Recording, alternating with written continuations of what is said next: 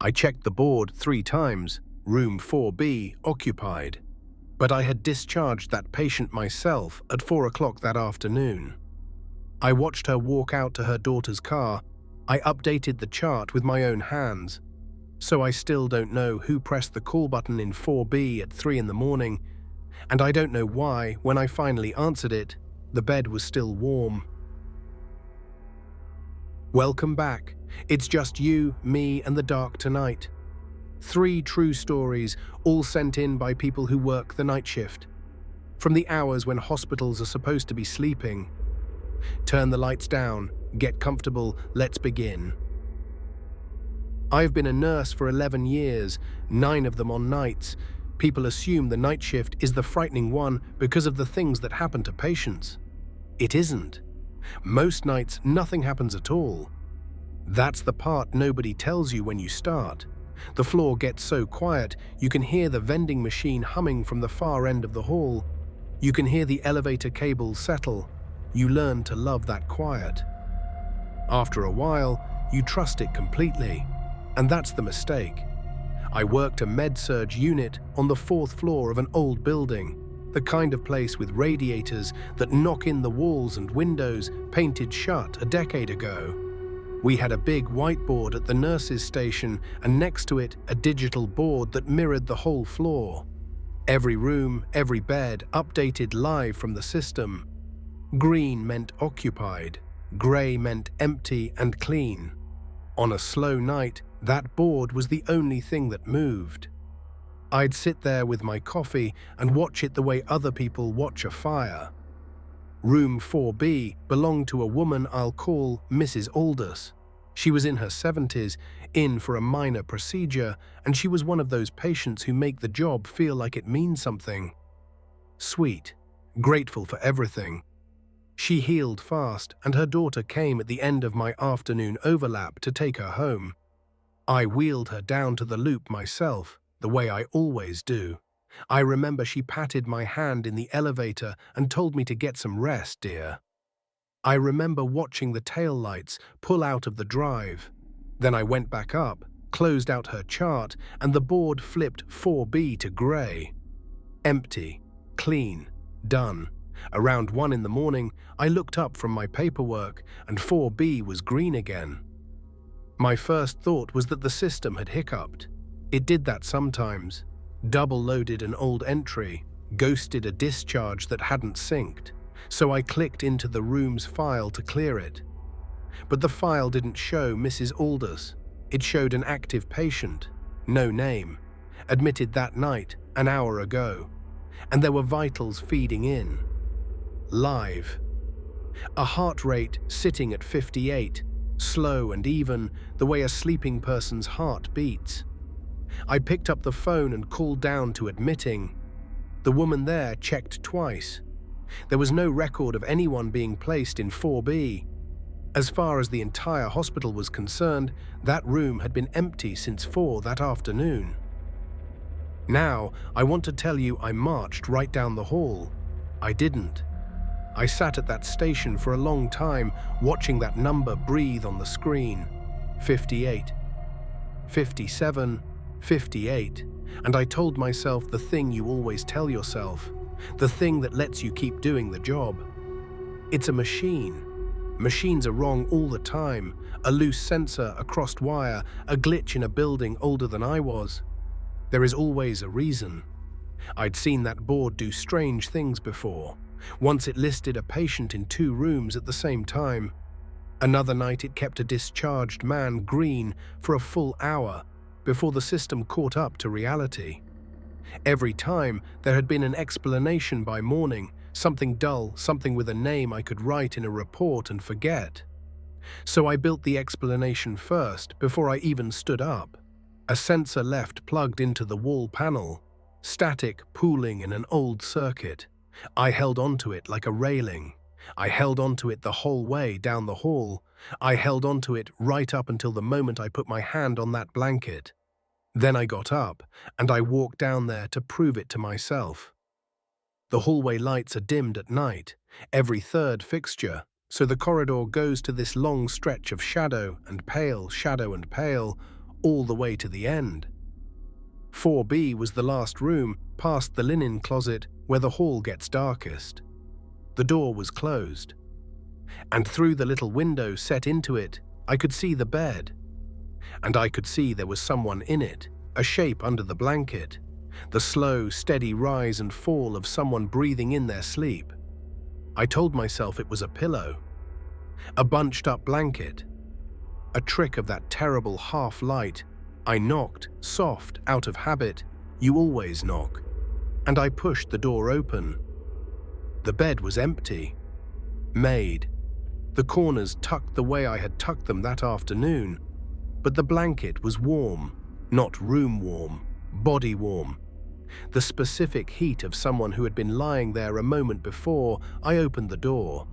I put my hand flat on it before I could stop myself, and I felt the shape of where a body had been. And the monitor on the wall was on. It should not have been on. Nothing was connected to it. No leads, no clips, no patient, just the cord hanging loose against the wall. But the screen was lit, and it was tracing a heartbeat. 58, 57. I stood there and I watched the number start to climb. 60, 70, 90. The way a heart climbs when a body wakes up and understands all at once that it's afraid. 110, 130. The alarm should have been screaming.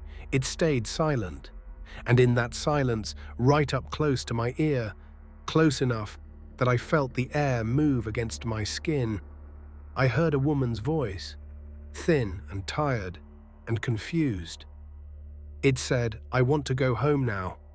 The line on the monitor went flat. I don't remember leaving that room. I remember being back at the station with the lights of the whole floor around me and my hands shaking too hard to hold a pen. I told the charge nurse everything. She didn't laugh. She didn't even look surprised. She looked at the board, at 4B sitting grey again, and she got very still, and she said, "Don't answer that room. Whatever's in there on nights, you just don't answer it." She said it like a rule that had been handed down to her years ago by someone who'd learned it the same way I just had. I finished my time on that floor. 2 more years. And 4B went green some nights in the small hours with a heartbeat feeding in from no one at all. I never went back down that hall after dark. Not once. But here's the part that still keeps me up. The part I've never been able to make sit right in my head. Mrs. Aldous went home fine that afternoon. She was fine, but 3 weeks later, her daughter called the floor to tell us she had passed in her sleep. At home, in her own bed, at exactly 3 in the morning. 3 in the morning wasn't finished with this city. It just moved buildings to an emergency room reception desk, where a woman working the overnight logged a visitor for a man who'd already been dead 16 hours. Every ER has a sign-in system. When a patient arrives, someone at the desk logs them: name, time, reason for the visit. When a visitor comes for a patient who's already been admitted upstairs, they sign a separate book, and you print them a little sticker with the room number on it. It's simple. It's muscle memory. After enough years, you barely look up from what you're doing. That night was dead. 2 in the morning. 1 patient in the back. An old man sleeping off a bad fall, and her alone at the desk with a crossword. Then the outer doors slid open, and a man walked in out of the rain. She said he was completely ordinary. Middle-aged, a grey coat, dark at the shoulders where the rain had gotten to it. He came to the glass and said politely that he was there to visit a patient, and he gave a name. She typed it into the system. It came right up. Admitted that morning, up on the 3rd floor. So she printed his sticker and asked him to sign the visitor's book. He signed slowly, careful, deliberate handwriting. He thanked her, and he walked to the elevators, and the doors closed on him, and she went back to her crossword and forgot all about it. It wasn't until her relief came in at 7 that anything felt wrong. The morning charge nurse was going through the overnight log, and she stopped on that name, the name of the patient the man had come to see. She read it twice. Then she asked very quietly who had signed a visitor in for him during the night. Because that patient had come in that morning, yes. But he had died at 10 o'clock, 10 in the morning. He had been gone in the hospital's own system, moved downstairs, family notified, for 16 hours before a man in a wet grey coat walked in out of the rain to visit him. They pulled the visitor's book. The signature was right there, in that careful, deliberate hand. And underneath the name, in the little box on the form that asks for your relationship to the patient, the man had written a single word: waiting. She told me she pulled the camera footage from the front doors herself, from 2 in the morning, just to prove to her own eyes that she hadn't lost her mind. The timestamp rolled, the automatic doors opened, the way they do when the sensor trips, and the cold blew in, and the rain slanted through the light. And no one walked through them, no one at all, but she kept watching. And a few seconds later, on the wet tile just inside those doors, a footprint appeared.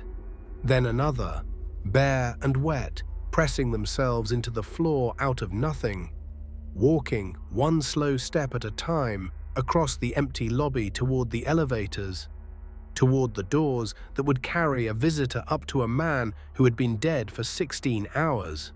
She printed a still of it, and she keeps it in a drawer at home. She told me that on the nights she can't sleep, she takes it out and looks at it, and she still can't decide which part is worse, that the footprints are there at all, or that they're walking toward that patient's floor like they're glad. Not everything that comes to visit needs a coat or a face or a name to sign in a book. Some of it just needs an empty bed, a quiet hallway, and a button within reach. He was a young guy, a patient care tech, barely a year into the job, working overnight on a step-down unit. Midweek, so half the beds were empty. On nights like that, his job was simple: answer call lights, help the nurses turn patients, keep half an eye on the board. Easy money mostly. A lot of sitting. He'd taken the job to pay for school, and he told me twice, like he needed me to believe it, that he wasn't a superstitious guy. Not the type to spook himself. He'd worked that unit for months without a single strange night. He knew which beds squeaked and which doors stuck and which lights buzzed. He knew that building the way you know a house you grew up in. That's the thing he kept coming back to. Room 9 didn't bother him because it was strange. It bothered him because it wasn't. Because every detail of it was exactly as ordinary as every other night he'd ever worked there. Right up until it wasn't. Around 4 in the morning, a call light went off. Room 9. He looked up at the board and frowned because room 9 was supposed to be empty. Discharged that afternoon, cleaned, closed for the night. But the light was on. Someone was calling, so he got up and walked down to check, the way you do. The room was dark. The bed was stripped down to the bare mattress. No sheets, no pillow, nothing. And the call button, that little handset that clips to the bed rail, was lying right in the center of that bare mattress. The light on the wall glowing steady red. Someone had pressed it. He figured a cleaner had bumped it, or the wiring in an old bed had shorted. He reset it, clipped the handset back onto the rail where it belonged, and he left. 10 minutes later, it went off again. He walked back. Same dark room, same bare mattress, but the handset wasn't clipped to the rail anymore, and it wasn't in the center of the bed. It was on the floor now, on the far side, over by the window. The cord stretched all the way across the empty mattress to reach it, pulled tight. And the light on the wall was on. Pressed again. He said he stood in that doorway and did the thing you do when your body understands something your mind is still refusing to hear. He went completely still, and he held his breath, and he listened. And in the dark, from that empty bed, he heard the mattress creak, the slow, settling creak of weight easing down onto it. The sound a mattress makes when a person lies back and shifts their shoulders to get comfortable. He did not reset it that time. He left it glowing red and he backed out of the doorway. And he worked the rest of his shift from the station without ever once looking down that hall. He told me the call light in room 9 went off 4 more times before dawn, and every single time he let it ring. Because here's what he couldn't stop thinking, the thing he says he still can't shake years later. On a real patient, you answer the light. That's the whole job. Somebody needs you, so you go to them. That's the deal you make. But that bed was empty, so whatever kept pressing that button all night, it didn't need help. It wasn't calling because it was in pain, or afraid, or alone. It just wanted him to come down the hall. It just wanted him to open the door. That's all for tonight. If these stories kept you company in the dark, then do me one small favor before you go. Subscribe and turn on the bell, because there's a brand new true horror story here every single night, and you do not want to be the one who misses it. Give this video a like so more people find it after midnight. And share it with someone who swears they're not afraid of an empty room. I'll be right here tomorrow night. When the lights go down, sleep well, if you can. Like, share, and subscribe for daily horror stories every single day.